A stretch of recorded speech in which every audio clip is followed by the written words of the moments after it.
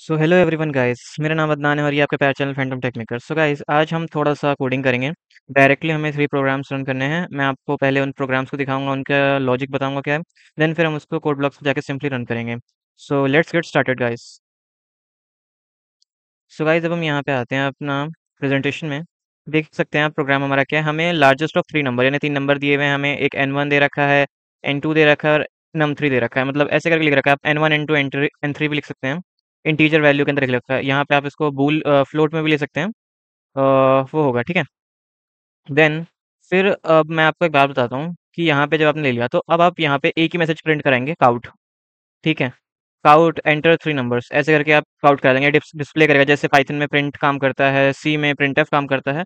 वैसे ये काम करेगा। स्ट्रिंग दिखा देगा एंटर 3 नंबर्स करके, नहीं पूछेगा कि भाई यूजर आप इनपुट करो नंबर्स को। देन उसके बाद सीन। अब ये जो लाइन है ये आपके लिए थोड़ी सी न्यू हो सकती है। मैं ऊपर वाली लाइन उठा देता हूँ। अब ये वाली जो लाइन है ये सी इन वाली, ये जो पर्टिकुलर लाइन है ये आपके लिए थोड़ी सी न्यू हो सकती है, आई नो। देखिए जैसे हम डालते थे नंबर, हम नंबर का सी इन करा यानी कैरेक्टर को इनपुट करना है जो भी हम डालेंगे यहाँ पे ऊपर, इसको यहाँ पे इनपुट करना है। तो किस किस के अंदर करना है, नम one num to num three. अब आप कहेंगे यार तीनों के अंदर आप इनपुट करा रहे हैं, बट हमारा जो कंपाइलर होता है ना सी सी प्लस प्लस में, वो इतना ज़्यादा कह लीजिए आप ब्रिलियंट होता है कि वो अपना पहचान लेता है कि नंबर को कैसे कैसे डालना है। जैसे आप जो भी पहला नंबर डालोगे, सपोज मैंने 1 डाला, वो नम 1 में चला जाएगा। फिर मैंने 2 डाला, वो नम 2 में चला जाएगा। 3 डाला, वो नम 3 में चला जाएगा। इसके अंदर आपको कोई टेंशन लेने की बात नहीं है, एक साथ ही डायरेक्ट इनपुट कर सकते हैं। मैंने आपको एक और चीज़ बताई थी कि यार ना मैं काउट को ना यहाँ जो मैंने लिखा है इसको मैं यहाँ पे भी लिख सकता हूँ। यहाँ पे जो सेमीकोलन एंड हो रहा है ना, ये जो सेमीकोलन है यहाँ पे आप देख सकते हो, मेरा पेन यहाँ पे मूव कर रहा है। यहाँ पे इसके बाद आप काउट लिख दो, बस इस सेमीकोलन लगा दो, उसके बाद काउट लिख दो। वही यहाँ सीन जो है यहाँ लिखा हुआ है नीचे, आप इसको यहाँ लिख सकते हो। यहाँ पे भी, यहाँ पे आपने सेमीकोलन लगा रखा है, इसके बाद लिख दो। आप पूरे के पूरे सी प्लस प्लस के कोड को एक लाइन में लिख सकते हो। आपका जो कर्ली ब्रेसेस होंगे, आपके सेमीकोलन आपको बताएंगे कि हाँ भाई ये एक अलग चीज़ है। ठीक है, देन अब आगे चलते हैं हम। इनपुट तक यहाँ तक ले लिया। उसके बाद भी नंबर निकालना। आप खुद सोचो, आप 3 नंबरों में बताओ कैसे कौन सा बड़ा है। आप कंपेयर करोगे, आप कंपेयर कैसे करोगे? पहला नंबर, दूसरा नंबर, जो भी है उन दोनों कंपेयर करा। दोनों कंपेयर करा भाई, पहला बड़ा है दूसरे से कि नहीं, या पहला छोटा है कि दूसरे से कि नहीं। ठीक है, ये कर लिया। ये इक्वल टू तो नहीं है, इक्वल टू भी देखना पड़ेगा भाई। अब किसी ने 1 1 डाल दिया देन फिर तो इसलिए प्रॉब्लम हो सकती है। तो आप यहाँ पे इक्वल टू भी देख लेंगे हम, जस्ट सेक। यहाँ पे अब हम क्या करेंगे, इक्वल टू भी देख लेंगे।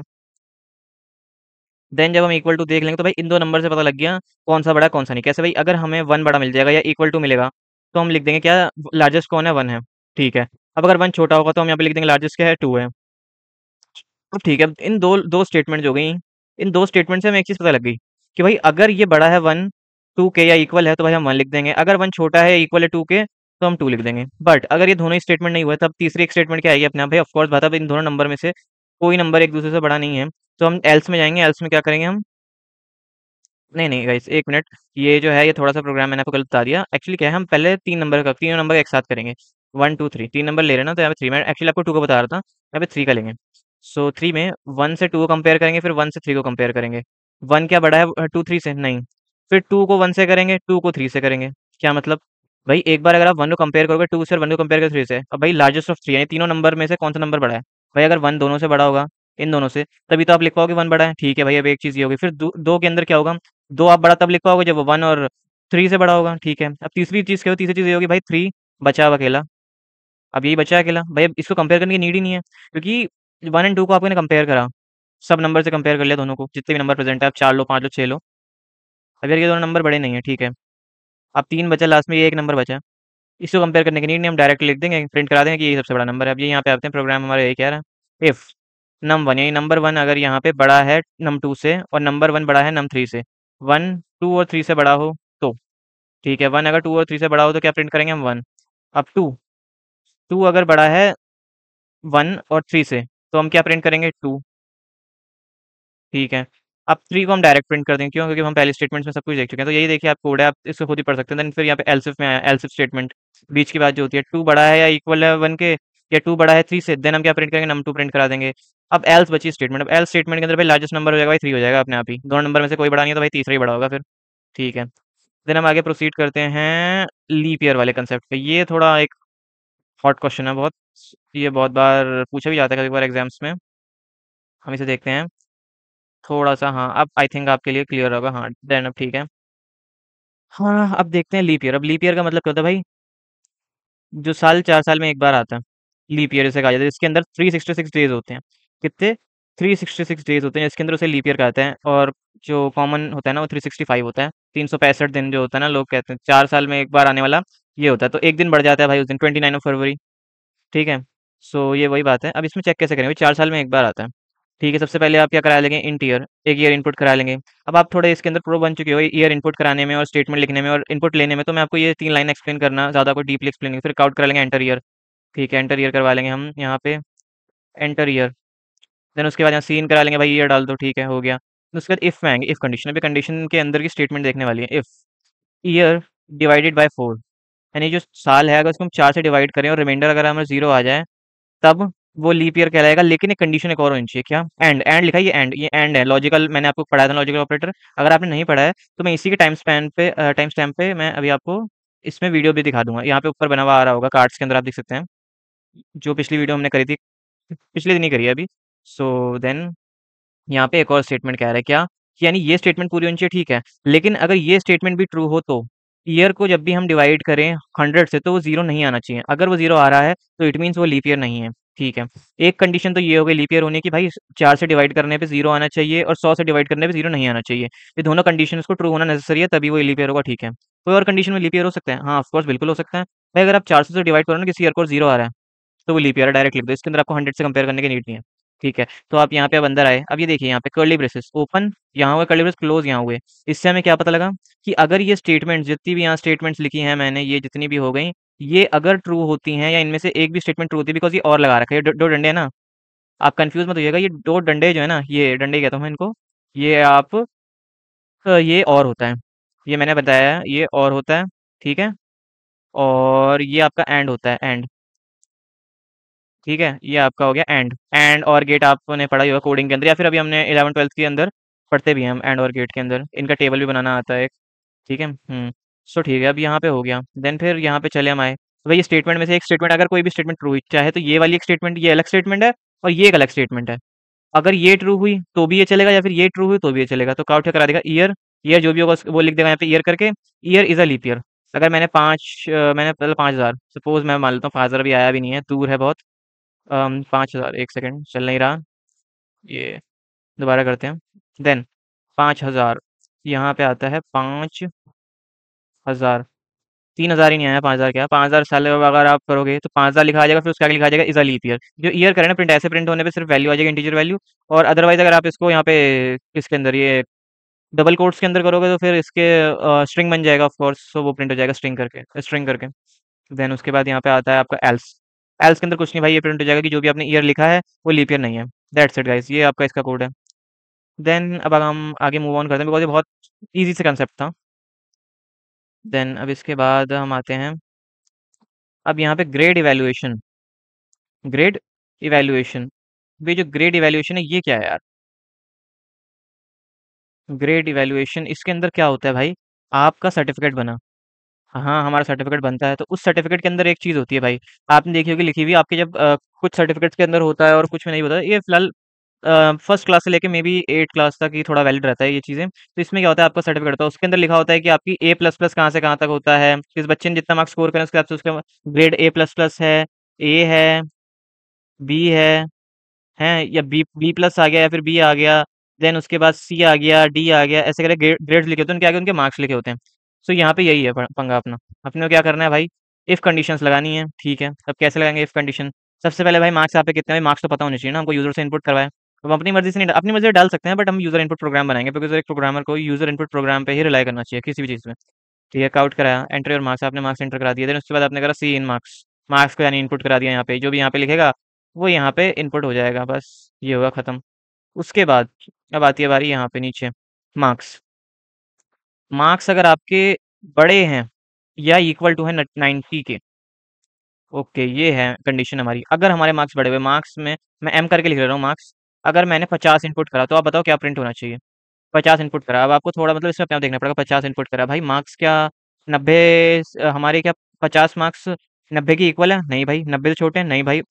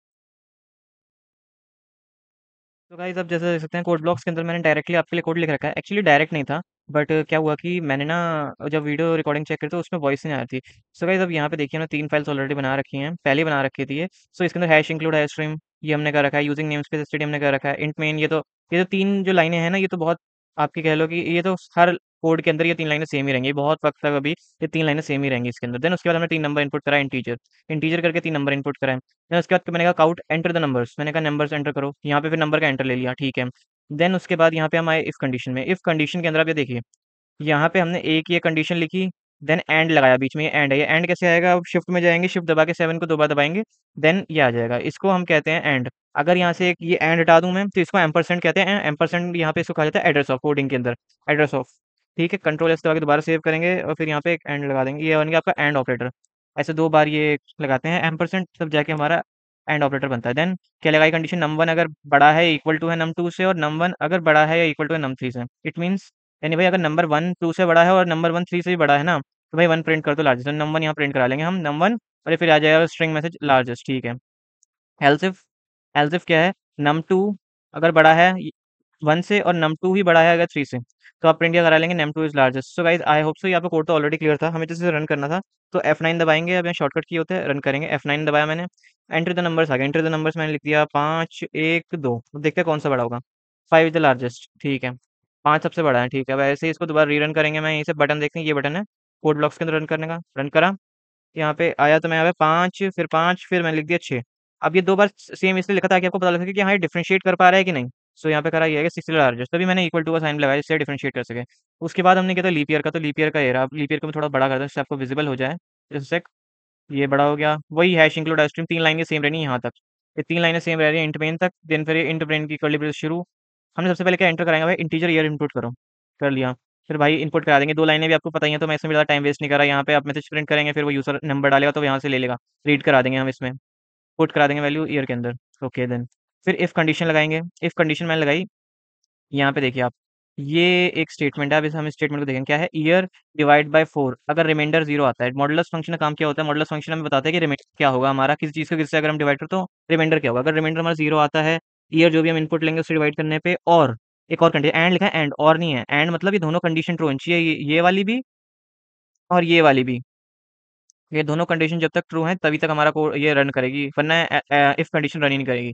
सो क्या हमारा प्रिंट करा दो, the year is a leap year. और एक और कंडीशन भी होती है इसकी, यानी कि मतलब एक ये तो एक कंडीशन है पूरी, ये एक पूरी एक कंडीशन है, फिर ये एक अलग कंडीशन है, ठीक है, और लगा हुआ है, इससे आप बता सकते हैं ये अलग कंडीशन है ये। तो इन दोनों में से कोई भी ट्रू हो जाए, या तो ये वाली अगर आप चाहो ट्रू हो जाए तो भाई ये वाली ट्रू हो जाए, या फिर ये वाली ट्रू हो जाए, दोनों में से कोई भी ट्रू हो जाए तो क्या प्रिंट कर देगा, the year is a leap year, ठीक है। एल्स, अब एल्स के हम आते हैं, अब यहाँ पे तक देख लीजिए कर्ली ब्रेस में पता लग रहा है कि किस चीज़ का स्कोप कहाँ से कहाँ तक है। अब काउट जो अगर हम यहाँ पे इसके बाहर लिखें, अब मैं सपोज़ करूँ मैंने यहाँ पे एंटर दबाया, मैं यहाँ पे काउट लिख दूँ, तो आपको क्या लगता है कि रन करेगा, नहीं करेगा? क्यों नहीं करेगा? क्योंकि कंडीशन ही नहीं है ना। यहाँ पे तो कंडीशन क्या हो रही है, फ़ॉल्स हो रही है, यहाँ पे तो कंडीशन चेक ही नहीं कर रहा, तो दैट्स व्हाई हमें अंदर लिखना पड़ेगा इसके अंदर, तो ये यहाँ पे काम होगा।